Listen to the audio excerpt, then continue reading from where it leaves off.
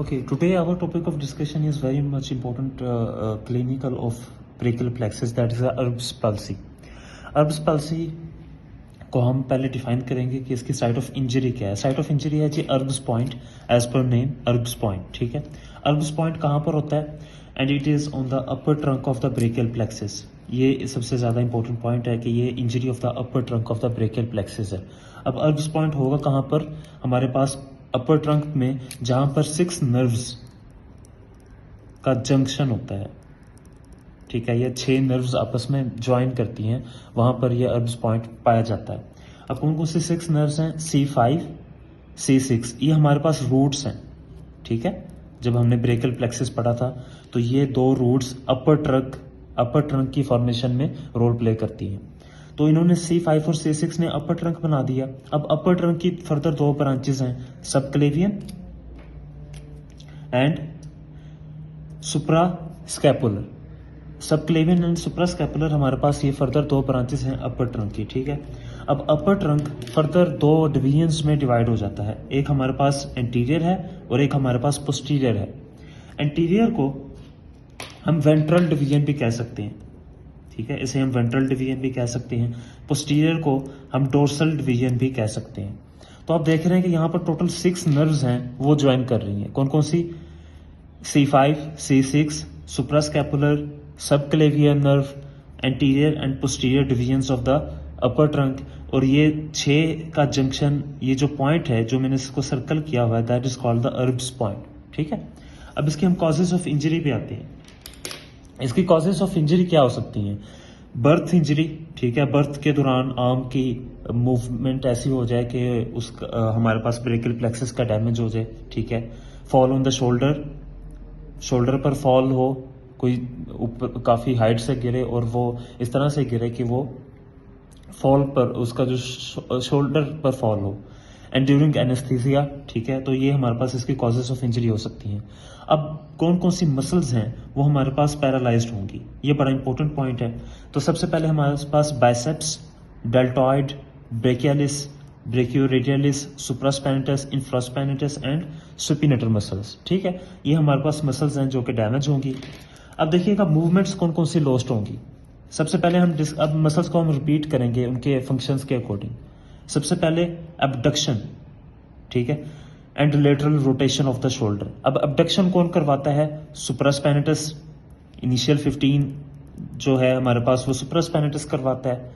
फिर 15 से 90 तक कौन करवाता है? डेल्टॉइड मसल करवाता है.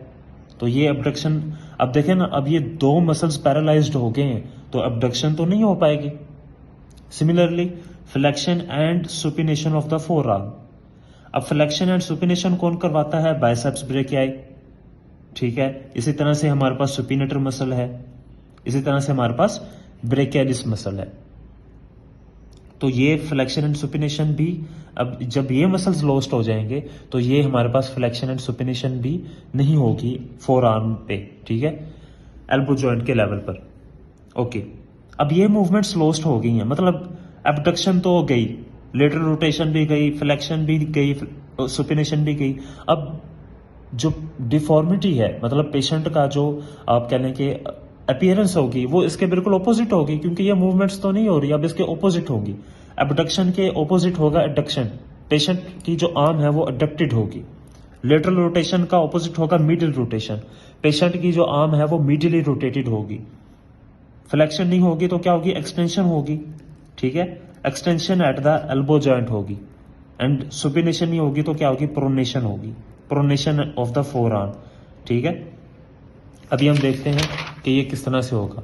आर्म पे क्या होगा? एडक्टेड. क्यों? क्योंकि एबडक्शन क्या हो गई थी? लॉस्ट हो गई थी. And medially rotated. Medially rotated क्यों? क्योंकि लेटरल रोटेशन लॉस्ट हो गई थी. और फोर आर्म क्या होगी? Extended and pronated. क्यों? क्योंकि उसकी जो फ्लेक्शन थी और हमारे पास जो सुपिनेशन थी वो लॉस्ट हो गई थी. और रिजल्ट क्या निकलेगा? रिजल्ट ये निकलेगा, फॉर एग्जांपल एक जनरल से मैंने डायग्राम बनाई, बॉडी है, तो उसकी आर्म है वो बिल्कुल बॉडी के साथ टच हुई होगी, उसकी फोर आर्म प्रोनेट हुई होगी. ठीक है, प्रोनेशन मतलब ये जो हमारे पास जो फोर आर्म है वो प्रोनेटेड हुई होगी. Pronated, this one is the dorsal surface is the pronated. तो उसकी जो हमें फ्रंट से ये वाली सरफेस नजर आएगी हैंड की या फोर आर्म की, ठीक है। प्रोनेटेड हुई होगी और एक्सटेंडेड हुई होगी, तो रिजल्ट क्या निकलेगा जी, ये हमारे पास प्रोनेटेड है फोर आर्म, ठीक है, और उसका जो हमारे पास हैंड है वो इस तरह से हुआ होगा, ठीक है। एक पुलिसमैन टिप हैंड भी हम इसे कह सकते हैं। अब इसे हम पुलिसमैन टिप हैंड क्यों कहते हैं, देखें अब शेप ही इस तरह से बन गई है कि इसे हमने पुलिसमैन या वेटर्स टिप हैंड कह दिया। कोई भी पुलिसमैन जब रिश्वत लेता है तो वो हमारे पास पीछे से लेता है, ठीक है, हाथ पीछे करके लेता है ताकि कोई देख ना ले। ये एक फेमस मूवी का सीन भी है, रोबोट मूवी में, ठीक है। वो एक वॉचमैन होता है, एक सिक्योरिटी गार्ड होता है, वो रोबोट से, रजनीकांत से उसका टिप मांगता है, ठीक है। तो वो उसके ऑपोजिट हो जाता है और हाथ उसकी तरफ कर देता है पीछे की तरफ, और वो रोबोट रजनीकांत उसका हाथ ही काट देता है। तो ये याद रखिएगा, इसलिए हमने इसको पुलिसमैन टिप का है। ये मैंने आपको एक एडवांस में टिप दे दी है ताकि आपको ये पुलिसमैन टिप हैंड याद रहे, ठीक है। So this was all about the Erb's palsy. Thank you.